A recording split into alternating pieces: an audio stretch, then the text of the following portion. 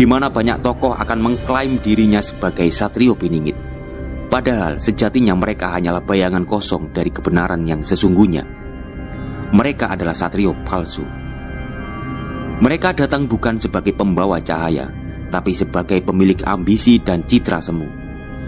Satrio Piningit palsu ini akan tampil dengan segala simbol kebesaran, mengenakan jubah kebenaran, membawa slogan keadilan, dan mengaku sebagai penyelamat rakyat.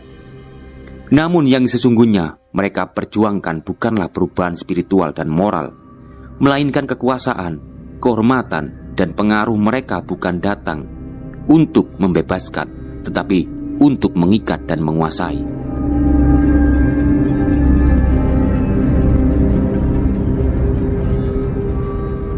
Satrio Piningit adalah sosok mitologis dalam ramalan-ramalan kuno Jawa, terutama yang tercantum dalam Jangka Jayabaya, Serat Sabdo Palon, Serat Damarwulan, dan beberapa naskah kejawen lainnya. Ia digambarkan sebagai seseorang pemimpin spiritual, sekaligus pembaharu zaman yang akan muncul ketika dunia, khususnya tanah Jawa, dilanda kekacauan, ketidakadilan, dan kehilangan arah moral.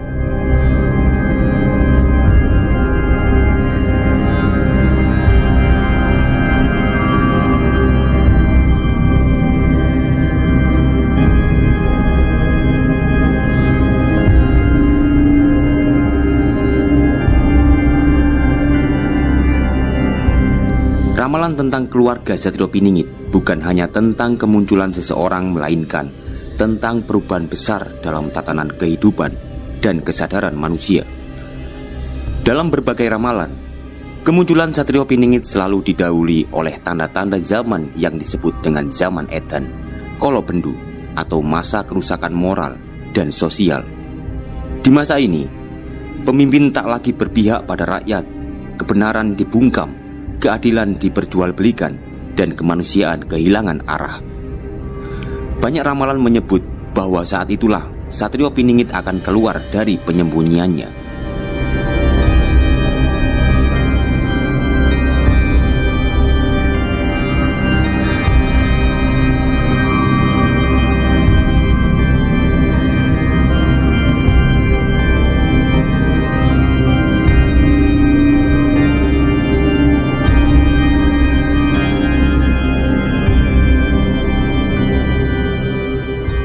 Secara simbolik, Piningit berarti tersembunyi, baik secara fisik maupun spiritual.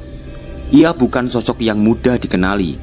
Ia hidup di antara rakyat biasa, sering dianggap orang sederhana, bahkan mungkin dipandang sebelah mata. Namun dalam dirinya terkandung kebijaksanaan yang dalam dan kekuatan batin yang luar biasa. Ramalan menyebut bahwa Satrio Piningit tidak datang dari kalangan elit, tetapi dari kalangan rakyat kecil yang terpinggirkan. Kemunculannya bukan dengan kekuatan senjata, melainkan dengan kekuatan kata, akhlak, dan kepemimpinan sejati. Ia mampu menggerakkan hati manusia, menyatukan yang tercerai-berai, dan membawa tatanan baru yang adil, seimbang, dan penuh welas asih. Ia tidak memaksakan kekuasaan, tetapi justru dipanggil oleh penderitaan rakyat.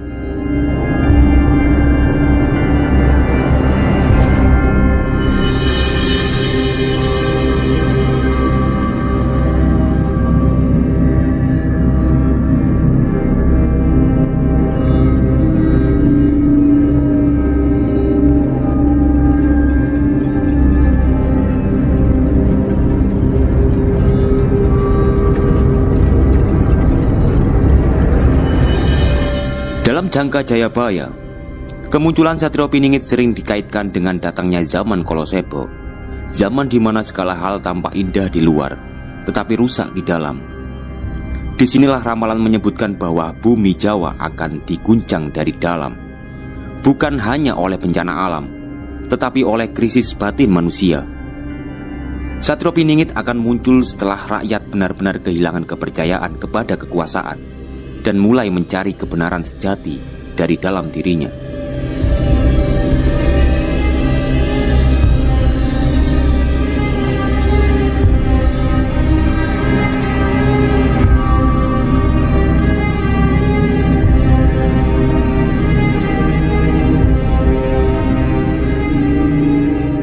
Ramalan juga menyebut bahwa saat ia keluar akan terjadi balik arah angin zaman, sebuah peristiwa besar yang akan mengubah tatanan lama menjadi tatanan baru. Akan ada goncangan sosial, konflik batin, dan pergolakan spiritual. Namun dari situ akan lahir kesadaran baru. Satrio Piningit adalah simbol puncak dari kesadaran itu. Seorang manusia yang telah selesai dengan dirinya sendiri, yang mampu membimbing tanpa menguasai.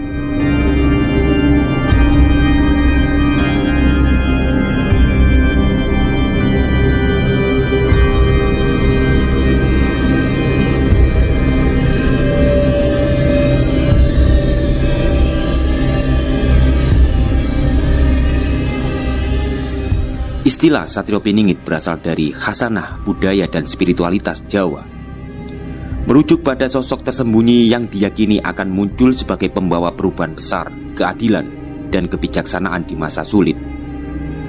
Namun di balik gelar agung tersebut tersirat gambaran kehidupan yang tidak mudah. Kehidupan seorang Satrio Piningit sejak kecil digambarkan penuh penderitaan, keterasingan, dan tampaan berat, baik secara fisik maupun batin.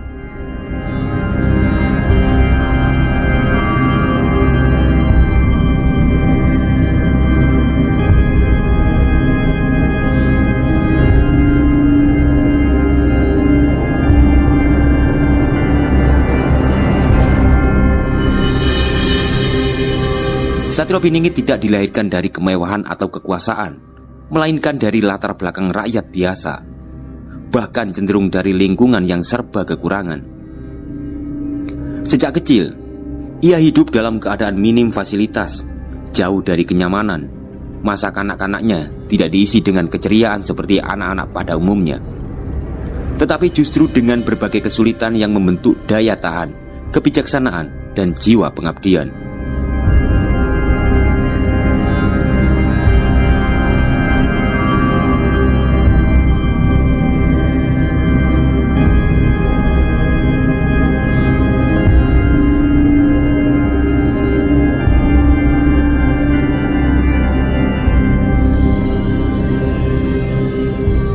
Salah satu ciri utama kehidupan Satrio Piningit sejak dini adalah isolasi sosial. Ia tumbuh sebagai sosok yang tidak mudah diterima lingkungan, kerap disalahpahami dan dipandang aneh oleh masyarakat sekitar.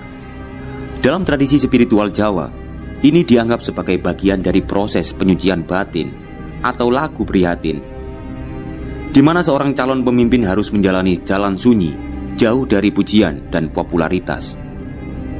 Selain itu, ia juga mengalami tempaan batin dan penderitaan psikologis, rasa sepi, ditinggal, bahkan tidak jarang hidup tanpa orang tua lengkap sejak kecil. Semua itu adalah bagian dari kehidupannya. Pengalaman-pengalaman pahit ini bukan hanya memperkaya batinnya, tapi juga mengasah kepekaan dan empatinya terhadap penderitaan orang lain. Satrio Piningit tidak dibentuk melalui pendidikan formal yang tinggi atau pelatihan elit, tetapi melalui pengalaman hidup yang langsung dan keras.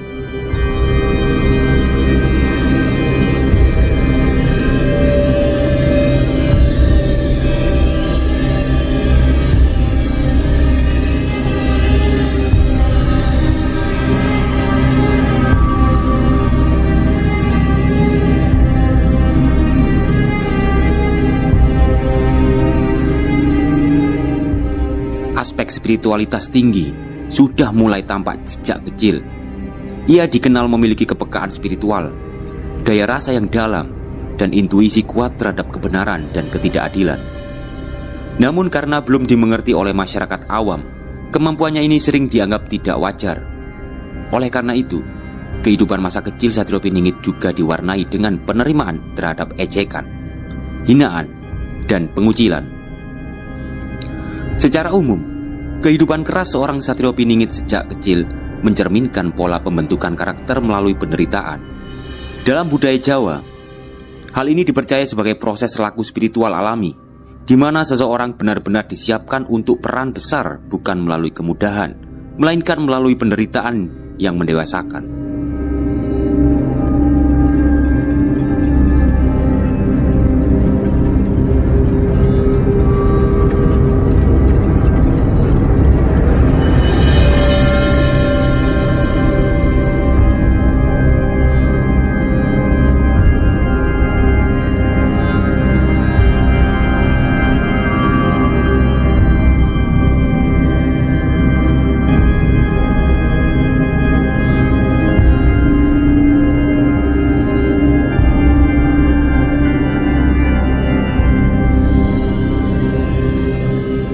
Satrio Piningit dalam tradisi Jawa bukan hanya digambarkan sebagai tokoh pembawa perubahan besar, tetapi juga sebagai sosok yang menjalani hidup dalam kesendirian dan penderitaan batin yang mendalam.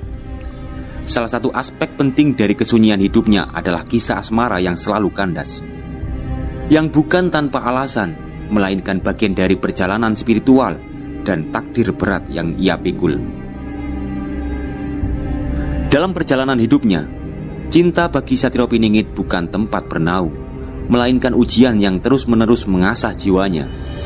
Meskipun ia manusia biasa yang mampu mencintai dan ingin dicintai, takdir seolah menutup setiap jalan bahagia dalam hal asmara. Setiap kali ia membuka hati, semesta seperti merenggutnya kembali. Cintanya sering bertepuk sebelah tangan atau kandas di tengah jalan karena perbedaan jalan hidup.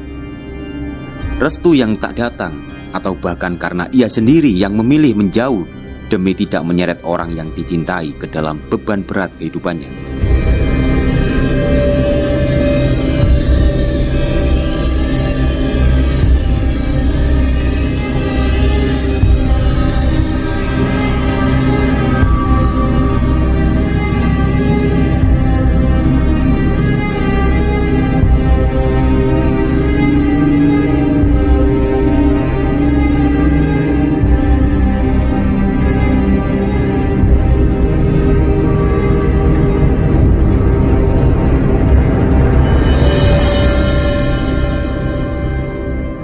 Kegagalan cinta menjadi luka yang sunyi. Tidak banyak orang yang tahu. Ia tidak pernah menyalahkan siapapun. Ia tidak memaksa, tidak memohon, hanya menerima lalu diam. Dalam budaya kejawen, ini dianggap sebagai bentuk laku nerimo atau menerima dengan ikhlas dan tirakat asmara, di mana seseorang mengorbankan hasrat pribadinya demi misi besar yang belum selesai. Satrio Piningit juga dikenal sebagai sosok yang tidak boleh terlalu terikat oleh dunia, termasuk oleh cinta duniawi. Asmara baginya adalah ujian paling halus karena bisa melemahkan tekad, memalingkan arah, dan menggoyahkan niat luhur. Oleh sebab itu, kegagalan cinta bukan hanya ujian, tapi juga peringatan bahwa dirinya belum selesai dengan tugas-tugas besar yang harus dituntaskan.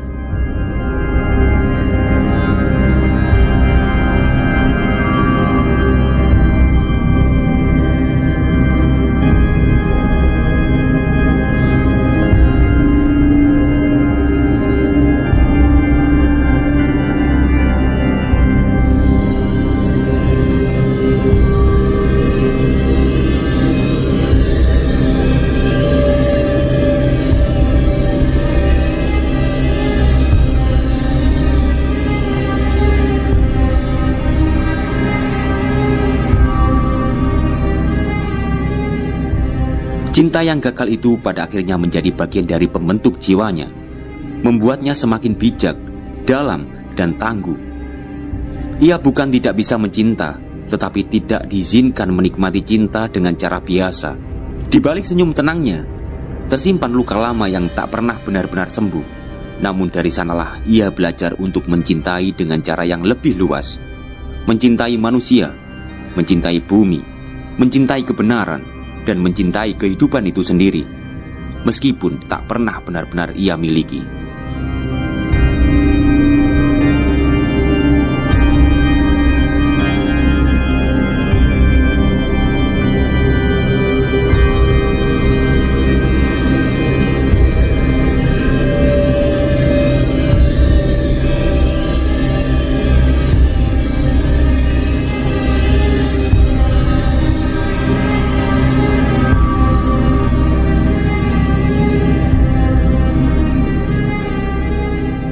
Kemunculan Satrio Piningit sejati tidak serta-merta terjadi secara tiba-tiba dan mulus.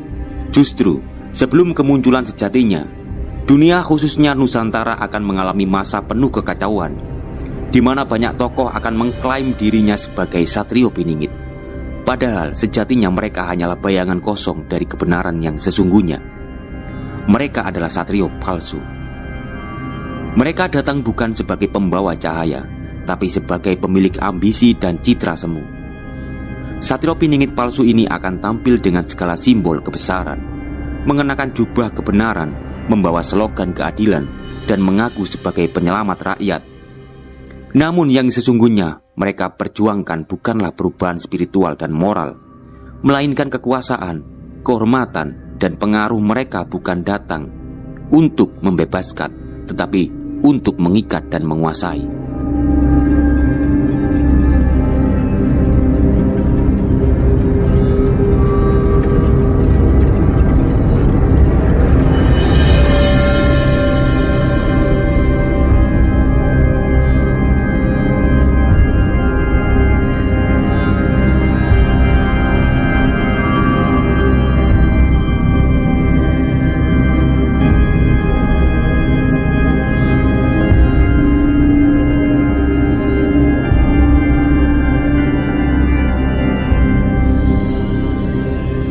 Dalam masa ini, masyarakat berada dalam kebingungan besar. Rakyat lapar akan keadilan dan kebenaran, namun terpecah oleh suara-suara yang saling bertentangan. Tiap tokoh mengklaim dirinya yang paling benar, mengangkat diri sebagai pemimpin pilihan langit. Namun mereka saling menjatuhkan, membongkar aib satu sama lain, bahkan saling mengklaim gelar Satrio Piningit sebagai alat legitimasi politik dan spiritual. Fenomena ini menjadi seperti pasar kebenaran, di mana kebenaran menjadi komoditas yang diperebutkan. Masyarakat pun ikut terbawa arus. Mereka yang tidak cukup kuat secara spiritual akan mudah tertipu oleh kilauan palsu dan retorika manis. Media sosial, panggung politik, hingga mimbar agama menjadi ajang pertunjukan perebutan mahkota Satrio Piningit.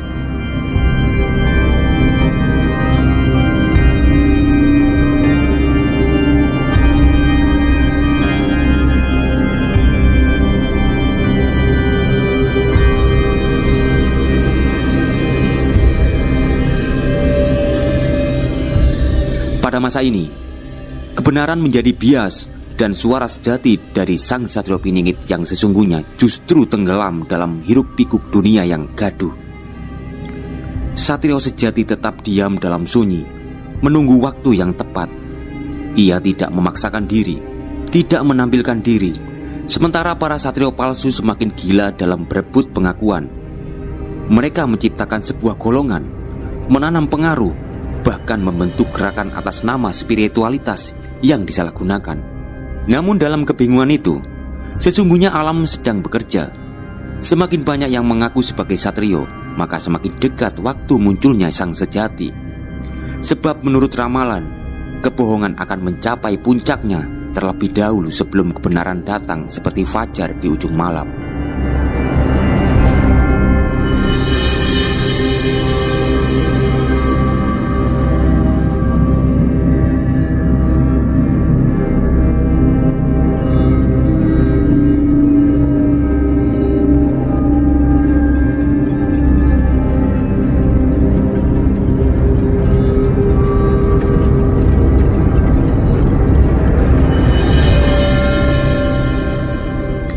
Satrio Piningit palsu hanyalah bayangan. Mereka memang datang lebih dulu sebagai peringatan, sebagai ujian. Tapi dari situ akan lahir pemisah yang jelas, mana yang benar dan mana yang palsu. Rakyat akan belajar, batin manusia akan digembleng, dan hanya mereka yang mampu melihat dengan mata hati yang jernih yang akan tahu kapan satrio sejati benar-benar muncul.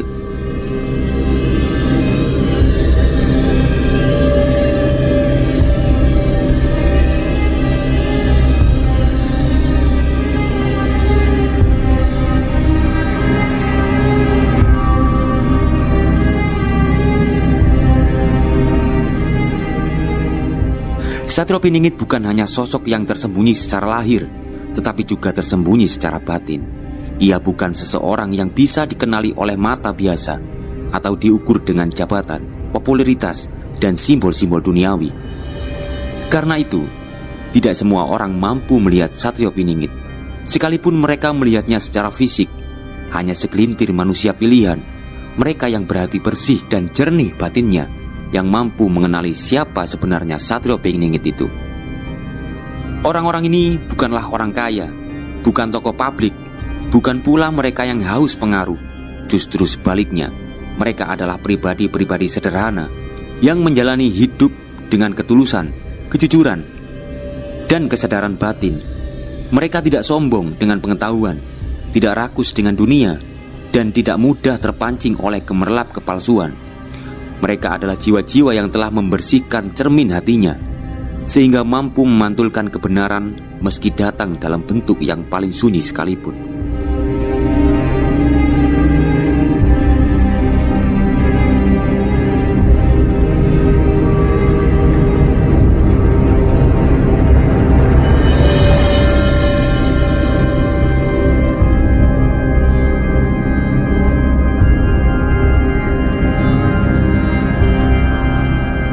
Dalam kepercayaan kejawen, weruh sakdurunge winarah atau melihat sebelum dikabarkan adalah kemampuan yang muncul dari kejernihan batin. Mereka tidak melihat dengan mata, tetapi dengan rasa. Hati mereka ibarat telaga yang bening, mampu memantulkan bayangan cahaya ilahi. Dan dari kejernihan itulah mereka bisa merasakan getaran spiritual dari seseorang satrio piningit, meski orang lain hanya melihatnya sebagai orang biasa. Orang-orang berarti bersih ini juga tak tergesa-gesa menyimpulkan. Mereka sabar, tidak mudah percaya pada klaim-klaim kosong, tidak terjebak dalam wacana politik atau kepalsuan spiritual. Mereka bisa membedakan mana yang asli dan mana yang palsu, karena hati mereka tidak dikotori ambisi dan nafsu. Mereka menerima segala sesuatu dengan keikhlasan dan tidak menuntut pengakuan atas apa yang mereka ketahui. Mereka bukan penyembah figur, melainkan pencari hakikat. Ketika mereka melihat sang satrio piningit, mereka tidak akan menyebarkannya secara gegap gempita. Mereka hanya diam, mendoakan, dan menjaga. Sebab bagi mereka mengenali satrio bukan untuk dibangga-banggakan, tetapi untuk direnungkan. Apakah mereka sendiri sudah siap ikut dalam perjuangan cahaya, atau masih terikat oleh bayang-bayang dunia?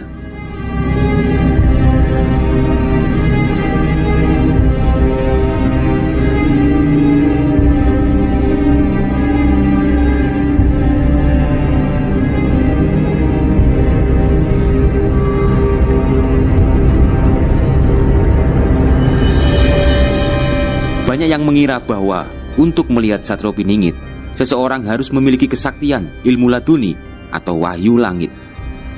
Namun dalam ajaran batin Jawa, kesaktian terbesar adalah kejernihan hati. Justru ketika seseorang membuang keangkuhan spiritualnya, mengosongkan dirinya dari ego dan pamrih, disitulah ia menjadi wadah yang layak untuk menyaksikan kebenaran sejati. Satrio piningit bisa saja telah hadir di tengah masyarakat. Ia mungkin adalah orang biasa, tidak dikenal, tidak dianggap. Namun orang-orang berarti bersih akan tahu. Mereka tidak butuh bukti duniawi, karena rasa mereka telah berbicara lebih awal. Dalam diam mereka melihat, dalam doa mereka mendukung, dan dalam laku mereka menjaga. Mereka adalah cermin kemurnian zaman, dan hanya melalui mereka jalan sang satrio akan terbuka.